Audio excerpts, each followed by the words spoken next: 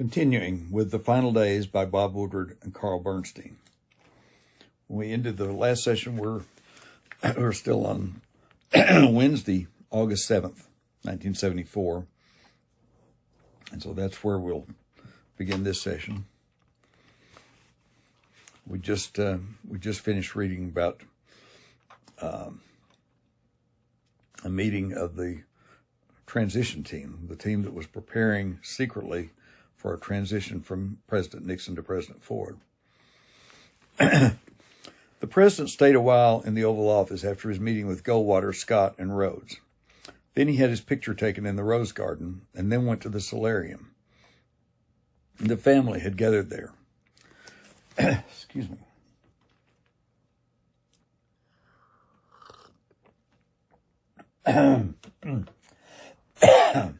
Rosemary Woods had come in a few minutes before his arrival. "Your father has decided to resign," she said, looking at the president's two daughters. David had been telling Julie for days it would all be over soon. Now she heard it, stunned, relieved, and consumed with sadness and a sense of unfairness. The president stepped into the room. "We're going back to California," he said, and indicated that there would be no discussion. His daughters broke down. Mrs. Nixon did not cry. There was a knock on the door, and photographer Ollie Atkins came in. Ziegler had instructed him that morning to photograph absolutely everything. "Ollie," Mrs. Nixon said, "we're always glad to see you, but I don't think we need any pictures now." "Oh, come on, Ollie," the president said. "Take a few shots." The president directed everyone to stand between a bookcase and the yellow print drapes.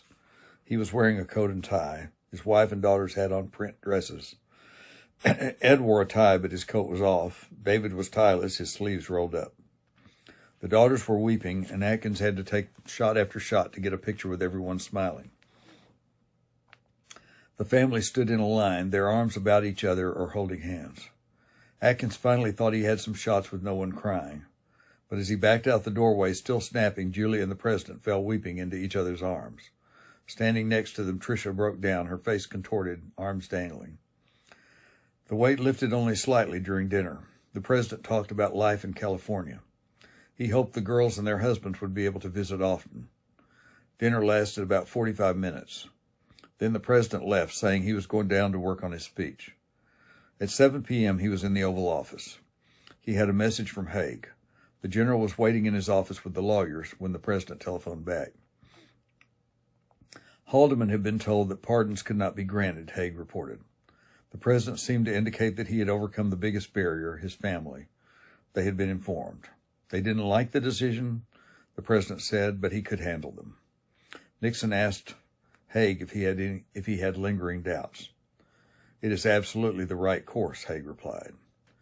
The president left the Oval Office at about 8 o'clock and went upstairs to the Lincoln sitting room in the southeast corner of the mansion. It was his favorite room, the smallest in the White House, only about 16 by 13 feet, designed and arranged for one person. All the furniture, Victorian chairs, a deep low couch with a high sleigh arms, was uncomfortable except for Nixon's overstuffed brown leather chair and ottoman in the corner. The room was his retreat. He had his music. A stereo and 2 5-foot shelves of records were within reach. 19th century prints were arranged over the gray marble fireplace. One was of President Lincoln's last reception. There was another of Lincoln and his son, another of Lincoln and his wife, and still another of Lincoln and his family. Now Nixon summoned Kissinger. Kissinger was expecting resignation, and had his assistants, Eagleberger and Scowcroft, devise a 14-step plan to deal with the transition. It included a statement by Ford at the time of swearing in concerning the continuity of foreign policy, specific presidential messages to 37 countries, and calls by Kissinger himself to 14 key ambassadors. For the first time in 5.5 years, Kissinger would not be reviewing his plans with Nixon. He was, in fact, supremely relieved that Nixon was finally going. For months, the Secretary of State had been worrying that the world might blow up. But as he walked over and took the elevator to the second floor, he was also angry. Watergate had wrecked his foreign affairs strategy. The domestic impact was tiny compared to the repercussions abroad. If someone had suggested 10 years before to Harvard professor Henry Kissinger that a superpower could be paralyzed in the nuclear age by a domestic scandal, He would have answered, never. Preposterous. He walked into the alcove. There was the president in his chair, as he had seen him so often. Kissinger really didn't like the president. Nixon had made him the most admired man in the country, yet the secretary couldn't bring himself to feel affection for his patron. They sat for a time and reminisced about events, travels, shared decisions. The president was drinking. He said he was resigning. It would be better for everyone. They talked quietly. History, the resignation decision, foreign affairs. Then Nixon said that he wasn't sure he would be able to resign. Could he be the first president to quit office? Kissinger responded by listing the president's contributions, especially in diplomacy. Will history treat me more kindly than my contemporaries? Nixon asked, tears flooding to his eyes. Certainly, definitely, Kissinger said. When this was all over, the president would be remembered for the peace he had achieved. The president broke down and sobbed. Kissinger didn't know what to do. He felt cast in a fatherly role. He talked on. He picked up on the themes he had heard so many times from the president. He remembered lines about enemies, the need to stand up to adversity, to face criticism forthrightly. Between sobs, Nixon was plaintive. What had he done to the country and its people? He needed some explanation. How had it come to this? How had a simple burglary, a breaking and entering, done all this? Kissinger kept talking, trying to turn the conversation back to all the good things, all the accomplishments. Nixon wouldn't hear of it. He was hysterical. Henry, he said, you are not a very Orthodox Jew, and I am not an Orthodox Quaker, but we need to pray. Nixon got down on his knees. Kissinger felt he had no alternative but to kneel down too. The president prayed out loud, asking for help, rest, peace, and love. How could a president and a country be torn apart by such small things? Kissinger thought he had finished, but the president did not rise. He was weeping. And then, still sobbing, Nixon leaned over and struck his fist on the carpet, crying, "What have I done? What has happened?" Kissinger touched the president and then held him, tried to console him, to bring rest and peace to the man who was curled on the carpet like a child, the President of the United States. Kissinger tried again to reassure him, reciting Nixon's accomplishments. Finally, the president struggled to his feet. He sat back down in his chair. The storm had passed. He had another drink. Kissinger lingered. He talked on, building a case, pouring his academic talents into a lecture on why Richard Nixon would go down in history as one of the great peacemakers of all time. You made the tough decisions, he said. The two men had another drink. Their conversation drifted around to personalities and to the role Nixon might be able to play once he was out of office. He might be an advisor or a special ambassador. Nixon wondered again if he would be exonerated by history. Kissinger was encouraging. He was willing to say anything, but he was certain that Nixon would never escape the verdict of Watergate. At last, Kissinger got up to leave. Nixon had never really asked as much of him as he had that night. Vietnam, Cambodia, Russia, China, they all seemed easier. Weak in the knees, his clothes damp from perspiration, Kissinger escaped. Though he was the president's only top advisor to survive Watergate, he had never really been consulted about resignation. As he walked through the West Wing corridor to his office, Kissinger thought he had never felt as close to or as far from Richard Nixon. Never as close to or as far from anyone he had ever known.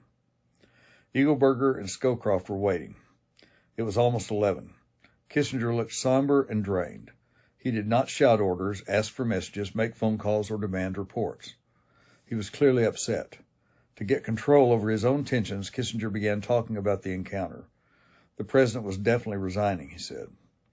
It was the most wrenching thing I have ever gone through in my life. Hand-holding, Kissinger added. The president was a broken man. What a traumatic experience it had been. What a profound shock to see a man at the end of his rope. He was convinced that historians would at least treat Nixon better than his contemporaries had, but it might take some time before that particular revisionist history would be written. Scowcroft mentioned that he thought it significant that the president had turned to Kissinger for sustenance in his most awful moment. Not to Haig, not to any of the others. Henry Eagleburger said, "At times I thought you're not human, but I was wrong. I've never seen you so moved." The phone rang. It was the president. Eagleburger picked up an extension to listen. That was the custom. Kissinger rarely took a call alone. Eagleburger was shocked. The president was slurring his words. He was drunk. He was out of control. "It was good of you to come up and talk, Henry," the president said. "I've made the decision, but you must stay. You must stay on for the good of the country." Eagleburger could barely make out what the president was saying. He was almost incoherent. It was pathetic. Eagleburger felt ill and hung up. The president had one last request. Henry, please don't ever tell anyone that I cried and that I was not strong. While the president was talking to Kissinger, Mrs. Nixon was making plans to leave. She called Chief Usher Rex Scouten and told him that the president had decided to resign and that the family would be going to California on Friday. That didn't leave much time. She asked Scouten to make sure the packing was completed by then. He was to do whatever was required, bring in extra help, and make sure there were enough boxes and cartons. David and Julie went back to their apartment at the Columbia Plaza. Julie called some old friends on the staff, including Lieutenant Colonel Brennan. The White House switchboard phoned to say that John Ehrlichman was on the line. She told David. I'll get on the extension, he said. Don't make any promises. He knew about Haldeman's pardon request, and he wanted Julie to stay clear of such matters. Ehrlichman bantered briefly. You know, he finally said, I was thinking one solution to the problems would be pardons. It would save a lot of embarrassment to the president. Julie put him off politely. David was infuriated. It was blackmail. How appropriate, he thought, that it came from the man Hunt had been blackmailing in the Watergate cover-up. Ehrlichman sounded like Hunt. No wonder the president had gotten into so much trouble. David took a call from Buchanan. Buchanan remained convinced that the president had to resign, but some questions could be raised about the timing. As David listened, he was thinking that the pressure was unbearable, that neither the president nor Julie could take any more. He hoped Buchanan wasn't shifting ground. Let the death watch go away first, Buchanan advised. Wait a few days so that the president could leave office more under his own control. Why hurry him? David said he'd exchange a little dignity for a little relief. At midnight, the president was still working on his resignation speech. He phoned Ziegler twice before 2 a.m. and again at 3:58. Between 4:15 and 5:07, the president talked with Price 4 times to offer suggestions and additions to the speech. His last call to Ziegler was at 5:14 in the morning. And we come to the end of Wednesday, August 7th, and we will move right on to Thursday, August 8th.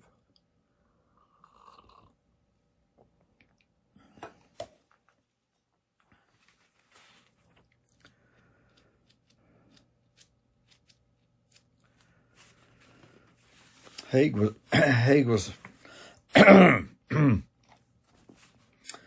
was at his office before 8, figuring out how to get the president through the day and to the resignation speech at 9 that night. Today, Haig would have to sound out Jaworski. Clearly, it was the intention of the Watergate grand jury to prosecute Nixon, but ultimately the decision would be Jaworski's. Haig felt strongly that Nixon should not be prosecuted, that neither the country nor the president could bear it. Nixon was pathetic, the victim of a tragedy, Haig sometimes said. He knew Nixon was frightened about what lay in store for him, even though the president rarely mentioned it. Haig wanted badly to help, to bring home some guarantee against prosecution. It would be a fine thing to do, the right thing for Nixon and for the family.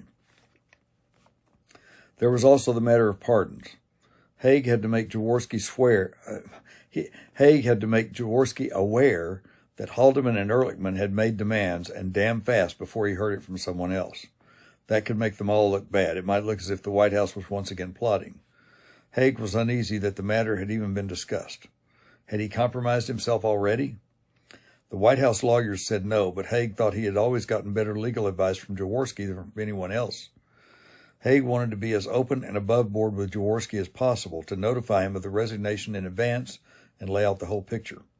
He wanted to convey his feelings and get some kind of reading on how Prosecutor Jaworski intended to deal with citizen Nixon. Haig had already scheduled a tentative meeting with the prosecutor, but it couldn't take place at the White House or at Jaworski's office. If word got out that the two were meeting, there would be cries of plea bargaining. Haig got back to Jaworski. You can't come over here, he said. Every single entrance is covered by the press. He suggested that they meet at his home, a stone house the general rented in the wooded Wesley Heights section of Northwest Washington. The meeting was set for 11:30.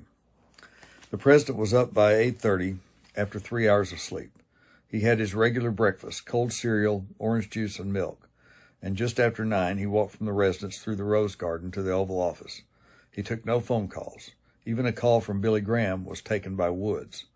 2 minutes after the president arrived in the office, Haig presented himself.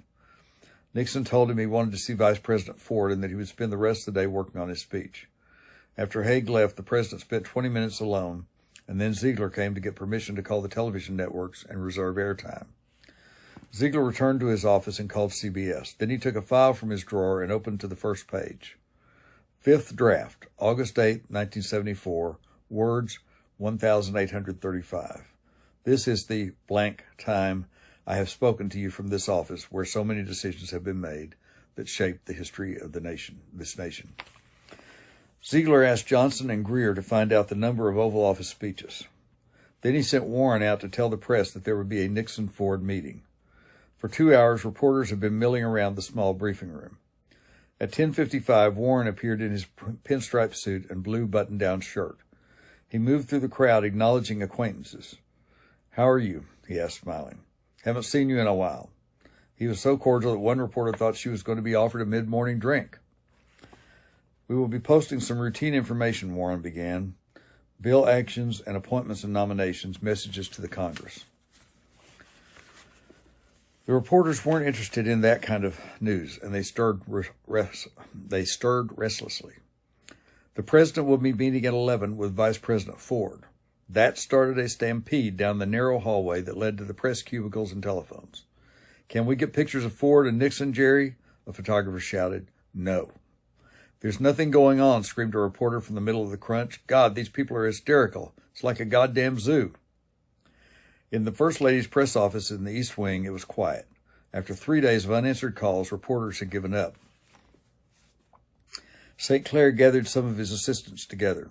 He was still looking for a legal defense on the June 23rd transcripts. Jack McCahill, for one, was astonished. Was St. Clair putting on a good show, or was he crazy? St. Clair had been informed that Nixon was going to resign, but he still wasn't absolutely convinced. It would happen.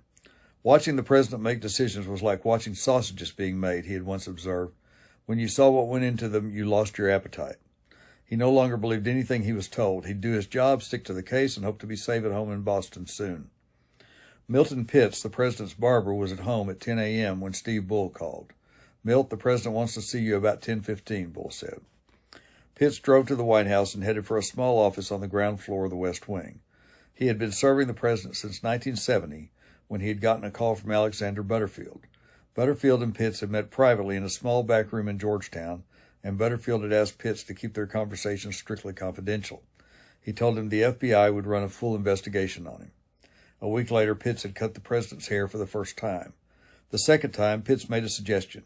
"I can improve your hair very much by shampooing first, then blending the hair with a razor and using a hot air dryer on it. That will give your hair a softer, more natural look and straighten it some." The president's steel gray hair was a bit oily and curly and had a shiny look even though it was healthy and free of dandruff. The president told Pitts to go ahead. Within 2 weeks, Time magazine had sent a reporter to find out why Nixon's hair looked so much better.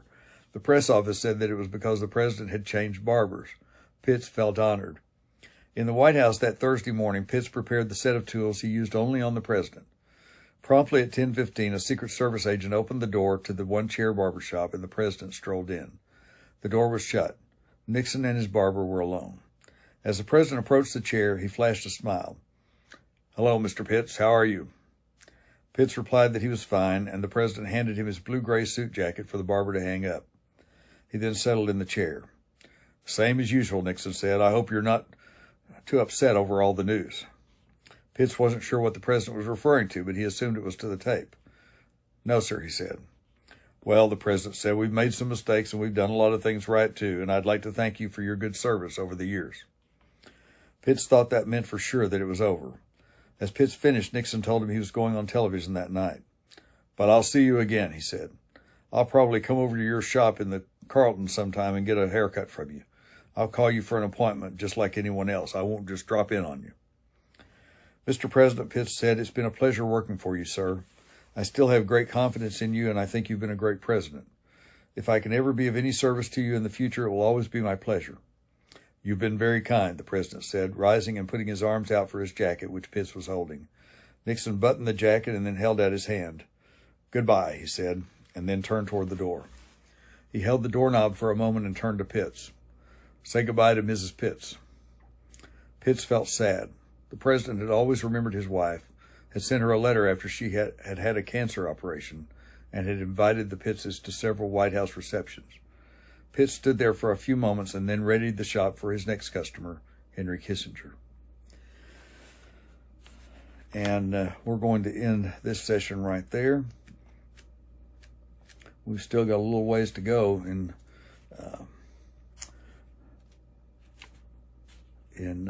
on Friday, August 8th, 1974. It's going to take probably a couple more sessions to close out this chapter. It's the last chapter of the book, the last day, but there is a chronology following it, and I'll probably include that in that final session. It's just a few pages long, because I think it's important here as we get to the end to go back through that chronology of dates, of important, significant dates in all of this. So anyway, we're going to stop right there, and we'll take up in the next session, continuing the final day of the final days, August 8th, 1974. The Final Days by Bob Woodward and Carl Bernstein. Thank you for watching.